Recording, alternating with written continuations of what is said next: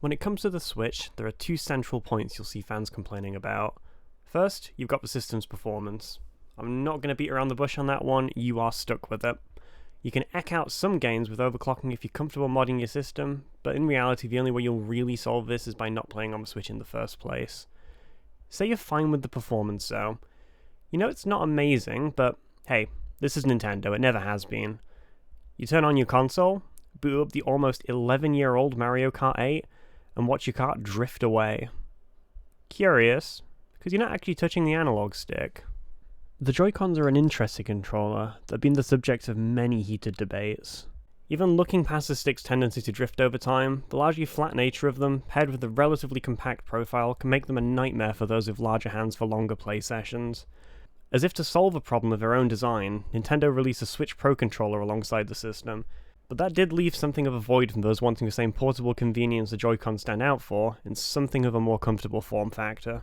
Fairly recently, Mobapad launched the latest in their line of Joy-Con replacements in the S1 and S1 HD. They come in two parts, just like Joy-Cons, they slide onto your Switch, just like Joy-Cons, and they even have both NFC support and, the aptly titled HD version, HD Rumble too. Say it with me, just like Joy-Cons. I mean, listen to this.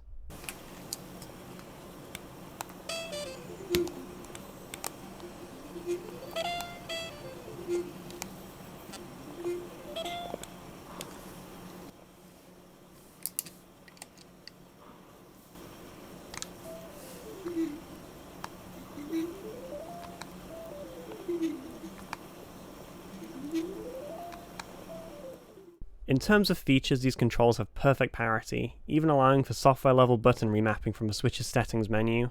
With so much alike, you might be wondering exactly what's different, and why you should bother looking at these in the first place. There is actually a good chunk to talk about here.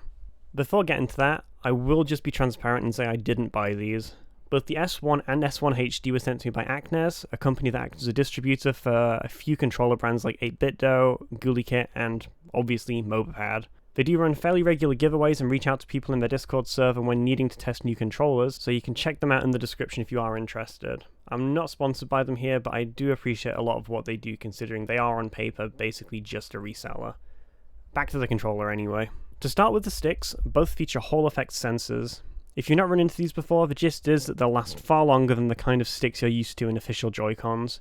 No stick is truly impervious to drifting, this happening as various parts wear out, but the ones we're looking at here will be able to take much more of a beating.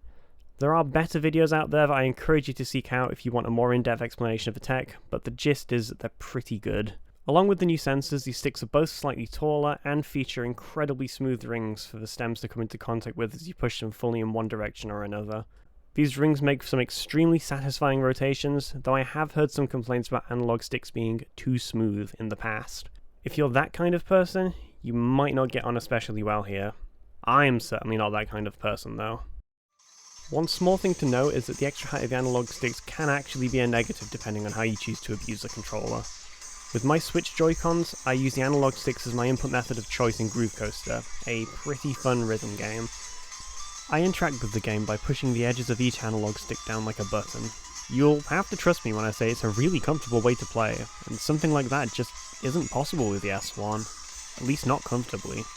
It's a niche use case, I admit, but it's one I'd keep my Joy-Cons for all the same. The next major standout when compared to your average Joy-Con is the D-pad that sits under the left controller's joystick. And I'm mixed on this one. I do understand that a large swath of Switch users miss a real D-pad, and you'll probably be excited here if that's you. I'm not in that camp though, and I think it's mainly due to how I like my D-pads. To me, the gold standard will always be the PS Vita. It's tactile, it's precise, and it's fantastic for movement in games like Pokemon and for quick menuing in RPGs. While not a traditional D-pad, the Joy-Cons succeeded in very similar ways. This D-pad doesn't. To be fair to it, I have no issues using it in a pinch. Menuing is largely fine, but it's something I would struggle to rely on in a platformer like Mario Wonder. It's just too easy to catch up or down while holding left or right, and the larger feel lacks the tactility I look for. There probably is some merit here for those who want to roll from one input to another for something like a fighting game, but as somebody who doesn't really play those kinds of games, it just doesn't do it for me. Each of the face buttons on the right controller feel relatively fine. You do get more travel than on a Joy-Con with a somewhat soft and muted bottom out. The plus and minus buttons have more of a firm, tactile press to them, and I can say they all do a decent job in being comfortable to use for longer sessions. Both front shoulder buttons offer a fairly aggressive click, while the back trigger buttons are somewhat more muted, but still a bit clicky. Much like the face buttons, they do a fine job, though any games that make heavy use of L and R might be off the table if you have irritable friends or family nearby. They aren't subtle. Now, the real draw of these controllers, I imagine, is the shape. Prioritizing ergonomics in handheld mode, the S1 offers a set of really impressive grips to hold on to. Despite the smaller footprint, they managed to beat out Hori's Split Pad Pro in the depth. These grips are incredibly comfortable from the handheld play they're designed for, but a part of me can't help but feel Mobapad missed the point of the Joy-Cons. If only a little. The S1 have all the features and flexibility of your average Joy-Con on paper. They work wirelessly, they have the SL and SR buttons on the spine, and yet you can only really use them as a standard controller. The grips, while great for handheld play, are hugely prohibitive for anything else. To my hands, there's something of an expectation of a switch sitting between each individual controller when I pick them up, even when it's not connected. Holding one controller in each hand, I feel myself fighting with the grip more than enjoying it as I had with the controllers mounted to the system. I would have liked to have seen a block included with the controllers to act like the Joy-Con's controller grip, which would have at least solved part of the problem. If you do want that functionality though, you'll have to go out and buy it for yourself. Where these controllers really fall short is in games that want you to use a single Joy-Con to play. You have all the features you need to do it. You can do it, but you really wouldn't want to.